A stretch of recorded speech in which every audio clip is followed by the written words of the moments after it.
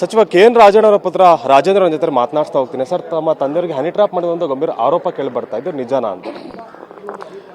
ಅಲ್ಲ, ಇವತ್ತು honey trap ಆಗ್ತಾ ಇದೆ ಅಂತ ಮಾತನ್ನು ಇವತ್ತು ಸದನದಲ್ಲಿ ಅವರು ಒಪ್ಕೊಂಡಿದ್ದಾರೆ. ಸೊ ಹನಿ ಟ್ರ್ಯಾಪಲ್ಲಿ ಅವ್ರನ್ನೂ ಮಾಡ್ತಾ ಇದ್ದಾರೆ, ನನ್ನನ್ನು ಮಾಡಬೇಕು ಅಂತ ಪ್ರಸ್ತಾಪ ಇವತ್ತು ನಡೀತಾ ಇರೋವಂಥದ್ದು.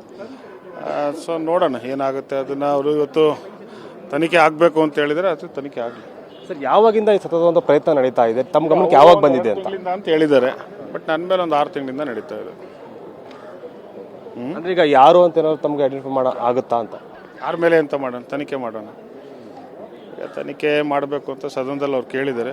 ಅದಕ್ಕೆ ಗೃಹ ಸಚಿವರನ್ನು ಹೇಳಿದ್ದಾರೆ ಅವ್ರು ತನಿಖೆ ಆಗಬೇಕು ಅಂತ. ಸೊ ಆ ರೀತಿ ತನಿಖೆ ಆದಮೇಲೆ ಸತ್ಯ ಸಂಗತಿ ಬರಲಿ ಅಂತ ಅಷ್ಟೇ. ರಾಜಕೀಯ ಪ್ರೇರಿತವಾಗಿ ಏನಾದ್ರು ನಡೀತಾ ಇದೆಯಾ ಅಥವಾ ಹೇಗೆ ಅಂತ ಸರ್? ಅದು ತನಿಖೆ ಆಗಲಿ.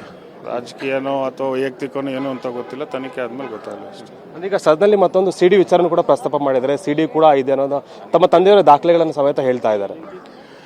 ಸಿಡಿಗಳಿದೇನು ಹೊಸದೇನಲ್ವಲ್ಲ. ಸಿಡಿಗಳು, ಪೆನ್ ಡ್ರೈವ್ಗಳು ಭಾಳ ದಿನದಿಂದ ಎಲ್ಲ ರಾಜಕಾರಣಿಗಳು ಮಾತಾಡೋದು ನೋಡಿದ್ದೀರಿ. ಅದೇ ಸಿಡಿ ಇದೆ, ಪೆನ್ ಡ್ರೈವ್ ಇದೆ ಅಂತ ನಾನು ಹೇಳೋಕ್ಕೆ ಹೋಗೋದಿಲ್ಲ. ಇಲ್ಲಿ ಯಾವ ಸಿಡಿನೂ ಇಲ್ಲ, ಪೆನ್ ಡ್ರೈವ್ ಇಲ್ಲ. ಬಟ್ ನಮ್ಮ ಮೇಲೆ ಹನಿ ಟ್ರ್ಯಾಪ್ ಮಾಡ್ತಾ ಇದ್ದಾರೆ ಅನ್ನೋ ಮಾಹಿತಿ ಇದೆ. ಅದು ಆಗ್ತಾ ಇದೆ. ಬಟ್ ಯಾರಿಂದ ಆಗ್ತಾ ಇದೆ ಅನ್ನೋದನ್ನ ತಿಳ್ಕೊಬೇಕಷ್ಟೆ. ಇದರಿಂದ ಯಾರಿದ್ದಾರೆ ಅಂತ ತಮಗೆ ಸಂಶಯ ಇದೆ ಅಂತ? ಯಾವ ಪಕ್ಷ ಅಥವಾ ಯಾರು ಅಂತ? ಪಕ್ಷ ವೈಯಕ್ತಿಕವಾಗಿ ಏನು ಹೇಳೋಕ್ಕೆ ಹೋಗೋದಿಲ್ಲ.